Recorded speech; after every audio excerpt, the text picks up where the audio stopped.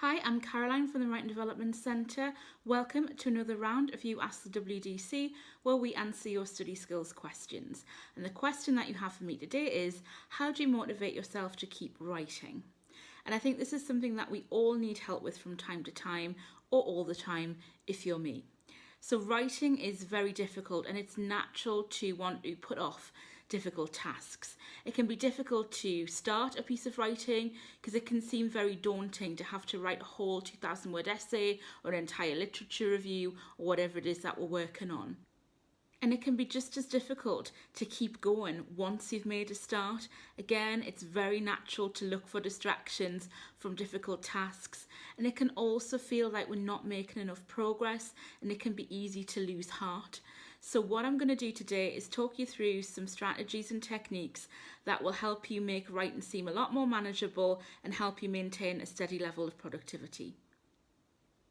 So my first tip is to try and write little and often. Think snacking rather than banqueting.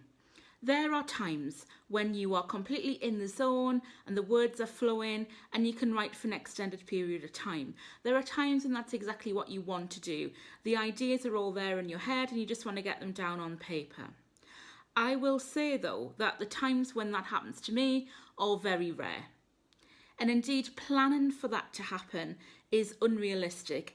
It's piling on the pressure, it's setting the bar too high, and that's when procrastination can creep in.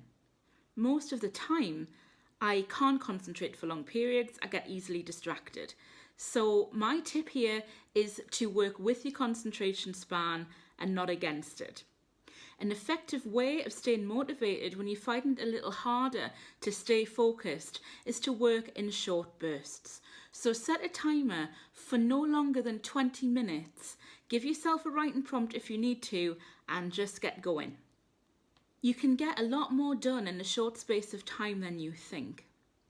So after you've done your 20 minutes or 15 minutes, if that's what you're feeling like, have a short break and then repeat the cycle for as long as you feel you want to or as long as you've got the time to. What I really like about this strategy and what really works for me is that it offers plentiful opportunities for fresh starts. When I write, my first two 20-minute stints are usually not that great because it takes me quite a while to settle into writing. But all I've done is had a rubbish 20 minutes or a rubbish 40 minutes. I can have a break, I can refresh, I can come back. I don't feel like I've wasted the day and I don't feel like I have to sit there struggling for hours. So a little theme is developing here. Anything that makes writing seem less daunting will help you stay motivated. So one other strategy that I'll recommend here is to set yourself a specific goal, a realistic goal. If you set yourself a vague and unrealistic goal, you'll just put yourself off. Oh, I can't do that, that's impossible. And you'll procrastinate.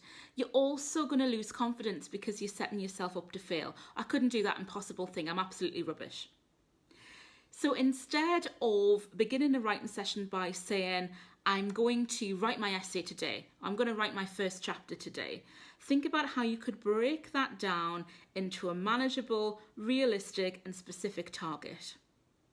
Perhaps you'd like to write 500 words. Maybe you'd like to write the first 2 paragraphs.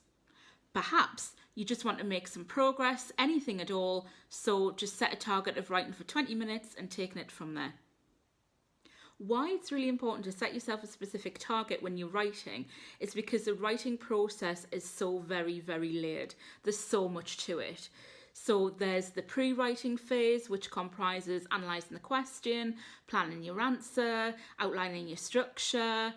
There's a drafting phase, there's the editing phase, which alone comprises editing for structure, criticality and style, and then you've got proofreading on top of that.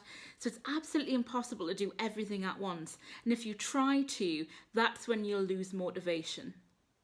So to avoid overwhelming yourself, break it down, focus on that particular part of the process that is relevant to you right now. If it's just about getting some words down, do that. Don't worry about whether they're the right words, whether they sound academic enough. That's another task for later. It can sometimes be a little bit tricky to jump back into writing even after we've made a decent start. So another way of keeping motivation is to spend a couple of minutes at the end of every writing session writing some notes to your future self.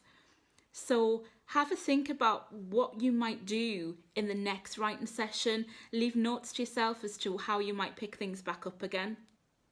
Another thing that you might want to do is to leave a sentence half finished, so you've got a very obvious jumping back in point next time.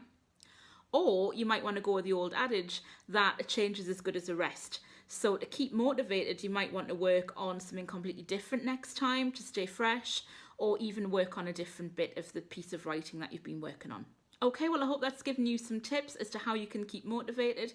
Thank you very much for watching. We'll be back soon to answer more of your academic skills questions. Until then, take care.